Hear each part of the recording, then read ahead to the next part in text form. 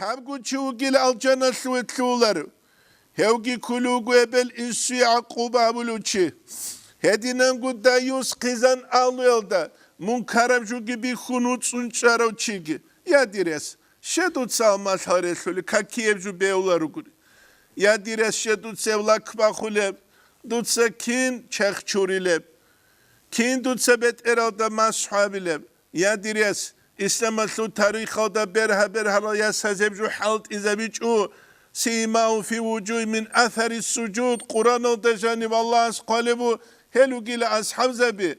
Bihina bat alheç uruçabi bat alheç Allah sabura ibadet tatlaqtiyas jotor hurmaya sima manaviya surat buge. Hebra qaraveç iştirestuye. Gurişha. Ya givas hastamune hedinan. Ya diro şeto baara gurde.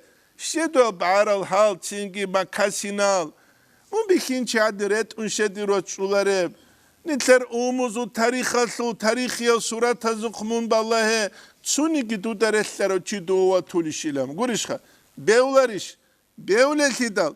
Es ebelemen giruk ize bevlaru. Şivsim alaz hamunigi urgel heç elsun. Godin gol ezarura makat. Res heç gol simalaz. Gol ebel emen raçun dom pastareli haldeyi keç uguşe.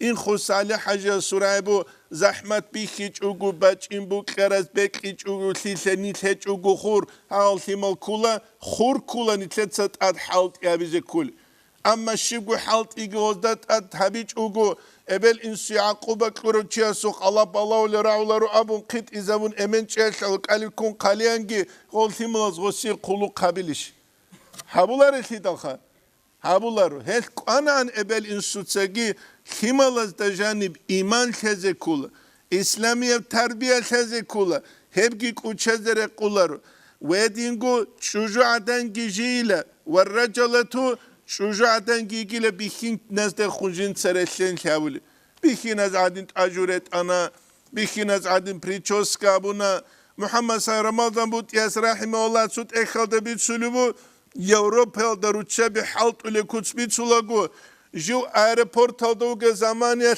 çuyalaç anile baçul maşinegi. Aydo gruz baçuleha.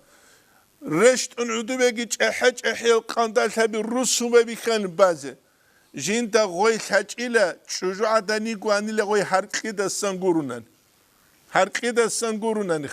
Red akay gibi hinazol. Çomadan bulsun halt gibi hinazol. Ve çetsugidev gibi hinazol. Hedinan dande kularu çucada masul jindir gubuk ine kula red akaygi yaşav pişagi jindir unusat sulhiyal dere karab. Ebel insul adam teyasul bak Allah hakimit sabit sulu kinnamnigi munah Allah nakba kulile çoğu ebel insul tarab akubani hezabur akubani khut izan hep dünyalar suru kugu Allah sestabi hizabul. Heçiyense Kur'an-ı Khelsi taşındır kulu kabize res heçu hes ebel insul hürmet tabiç ugu. Hedinengu kab abile kula akal siyal dörtlü kut elabi. Hep kula umru kuk siyase sabab.